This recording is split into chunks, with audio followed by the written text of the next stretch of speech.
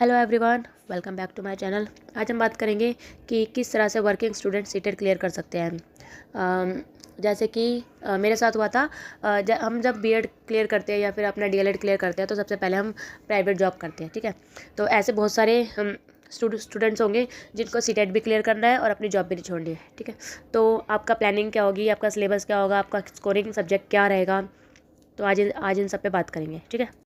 तो सबसे पहले आपको क्या करना है, अपने सिलेबस को फिक्स रखना है, ठीक है।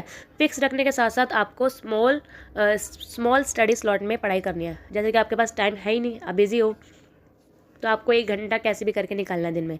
फिर आपको कोई एक सब्जेक्ट चूज़ करना है कि मैं यही पढ़ूंगा, यही मेरा स्ट्रॉन्ग सब्जेक्ट है। यानी जैसे कि आपको जो अच्छा लगता है वो पढ़ो।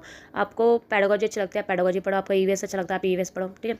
ये आपको फिक्स रखना है। आपको मैथ्स अच्छा लगता है मैथ्स पढ़ो, आपको लैंग्वेज सब्जेक्ट अच्छा लगता है आप लैंग्वेज सब्जेक्ट पढ़ो। बट आपको 5 दिन तक एक ही सब्जेक्ट पढ़ना है, ठीक है। फिर उसके बाद आप क्या करोगे, उसके पीवाईक्यू करोगे उससे रिलेटेड, और जो आपका क्वेश्चन गलत हो रहा है उसका फिर से रिवीजन करोगे। इससे क्या होगा, आपका एक सब्जेक्ट स्ट्रॉन्ग हो जाएगा, ठीक है। उसमें क्या होगा, आप 30 में से 25 नंबर आपके फिक्स हो जाएंगे कि मेरा तो 30 में से 24 या 25 नंबर आ ही रहे एक सब्जेक्ट में। अब आप क्या करोगे, ठीक है, आपने एक सब्जेक्ट में फिक्स रख लिया। अब फिक्स रखने के साथ साथ आप क्या करोगे, आपको सिलेबस भी फिक्स रखना है, ठीक है। कि जैसे आपको सब कुछ नहीं पढ़ना है क्योंकि आपके पास टाइम नहीं है, आप पूरे दिन में 1 या 1.5 घंटे या 2 घंटे ही निकल पा रहे हो।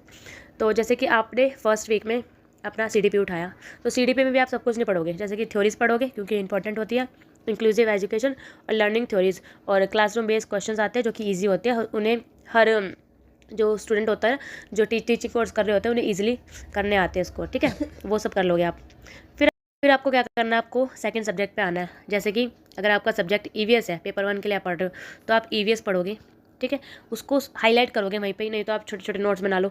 1 घंटे में आप इतना तो कर ही सकते हो। अगर आप एसएसटी के लिए पढ़ रहे हो तो आप बुक में ही हाईलाइट करो, ठीक है। नोट्स अगर बना रहे हो तो बुक में जो काफ़ी सारा स्पेस होता है, आप वहीं पर नोट्स बनाइए, ठीक है। आप उन्हीं को पढ़िए, वन लाइनर पर फोकस करिए। आपको सेकंड सब्जेक्ट भी 1 हफ्ते के लिए पढ़ना है क्योंकि ये थोड़ा टाइम टेकिंग सब्जेक्ट होता है, इसको आपको पढ़ने में टाइम लगता है। फिर आप क्या करोगे, अपने थर्ड सब्जेक्ट पे जाओगे, ठीक है, जैसे कि लैंग्वेज, ठीक है। उसके बाद आप क्या करोगे, लैंग्वेज आपकी जो भी है, लैंग्वेज 1 लैंग्वेज 2, उसके लिए आप पढ़ो। लैंग्वेज वैसे भी ईजी होती है तो आप उसको 3-4 दिन में ख़त्म कर सकते हो। फिर आप लैंग्वेज से रिलेटेड वीडियोस भी देखोगे ना, मैराथन या फिर 1 घंटे की क्विक रिवीजन वाली, तो उसमें भी आपका लैंग्वेज कवर हो जाएगा। जब आप अपना सिलेबस कवर कर लेते हो तो आपको क्या करना है, रिवीजन, ठीक है। विदाउट रिवीजन आप मिस्टेक करोगे पेपर में, ठीक है। तो आपको क्या करना है, मिस्टेक करने से बचना है। तो मिस्टेक नहीं करना है तो उसके लिए आपको क्या करना है, रिवीजन करनी ही करनी है। तो आप क्या करोगे, जब आप रिवीजन पे आ जाते हो तो जो आपको याद रखना है आप उसके वन लाइनर बनाओगे, ठीक है, वन लाइनर नोट्स, उसके फ्लो चार्ट बनाओगे और मेमोनिक। जैसे कि पियाजे की थ्योरी का हमने बनाया था SPOF, ठीक है। Sensory motor, pre operational, operational, formal, इस तरह से कुछ अपना मेमोनिक तैयार कर लेना जो आपको याद रखने में ईजी रहो, ठीक है। या फिर उससे रिलेटेड कोई वर्ड माइंड मैपिंग कर लेना, ठीक है।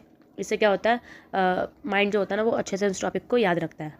इतना करने के बाद आपको क्या करना है, जो 5 ईयर के जो नोट्स है PYQ, आपको उनको सॉल्व करना है एक ही बार में, ठीक है। जैसे कि 150 मिनट का टाइम होता है ना, तो आप टेक्स्ट बुक पे या फिर कहीं पे भी आप PYQ सॉल्व करो। आप चाहे तो मार्केट से भी PYQs आते हैं, वो आप ला सकते हो।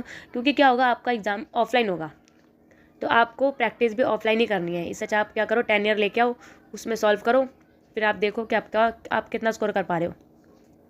और अपना मोस्टली जो टारगेट है ना, वो आपको पैडागोजी पे ही रखना है क्योंकि पैडागोजी 90 मार्क्स के अलग से आती है।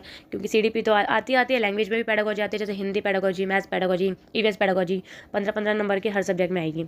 आपको इस पर अच्छे से फोकस करना है। 15 नंबर आते हैं तो 15 में से 12, 13, 14 इतना स्कोर करना ही करना है, ठीक है। अब आपको क्या करना है कि सारा फोकस ना अपनी स्टडी पे रखना है, ठीक है। 1 या 2 घंटा आपके पास जितना भी टाइम है आप अपनी स्टडी पे रखोगे। No Instagram, no social media, nothing, okay. And आप क्या करोगे, नो मल्टीटास्किंग। अगर आप कोई एक्स्ट्रा काम कर रहे हो, जैसे ट्यूशन दे रहे हो या फिर डबल बैच पढ़ा रहे हो या फिर आप कोई एक्स्ट्रा काम करते हो, एक्स्ट्रा पार्ट टाइम काम करते हो, तो उसको आपको नहीं करना है, ठीक है। 1 महीने मत करो, किसी और को दे दो वो काम, ठीक है। या फिर अल्टरनेटिव डेज पे करो, डेली मत करो, ठीक है। बट पढ़ाई के लिए टाइम निकालो, ठीक है। Without study you can not clear CTET, okay. You have to be mindful. Please do follow this strategies and आपको वीडियो कैसा लगा प्लीज़ कमेंट करके ज़रूर बताइए, और आप कौन सी टिप्स फॉलो करते हैं, और आपको वीडियो यूज़फुल लगा नहीं लगा, ठीक है, कमेंट करके ज़रूर बताना है। Okay, thank you for watching.